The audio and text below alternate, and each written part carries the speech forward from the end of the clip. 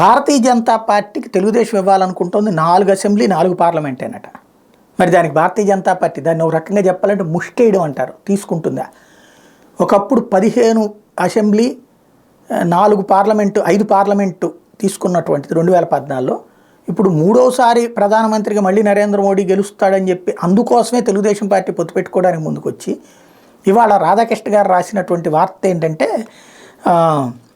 TDP Janasena కూటమితో చేతులు కలిపేందుకు సిద్ధంగా ఉన్న బీజేపీకి పొత్తులో భాగంగా ఇచ్చే సీట్లు పరిమితంగానే ఉంటాయని చర్చ సాగుతోందంటే వీళ్ళు ఫైనలే అనమాట. బీజేపీకి 4 అసెంబ్లీ 4 లోక్సభ సీట్లు ఇచ్చేటువంటి అవకాశం ఉన్నట్టు తెలుస్తుంది. బీజేపీ రాష్ట్రంలో పెద్దగా పట్టు లేదని, మరి ఎక్కువ సీట్లు ఇస్తే ప్రత్యర్థి పార్టీలు ఆపడే ప్రమాదం ఉందని టీడీపీ జనసేన నేతలు భావిస్తున్నారట.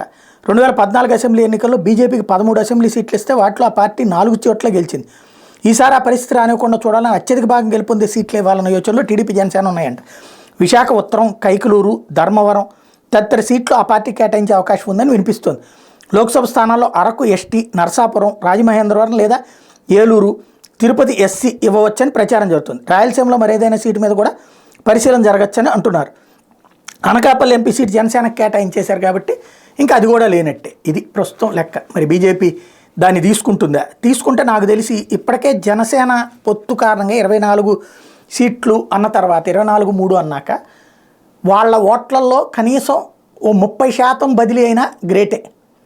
ఇది కనుక జరిగితే 2019లో 2018లో తెలంగాణలో కాంగ్రెస్ పార్టీ కూటమికి ఎలాంటి పరిస్థితి ఎదురైందో కాంగ్రెస్, కమ్యూనిస్టులు, తెలుగుదేశం వీళ్ళ కూటమికి అట్లాంటి పరిస్థితి ఇక్కడ ఎదురైనా ఆశ్చర్యపోనక్కర్లా.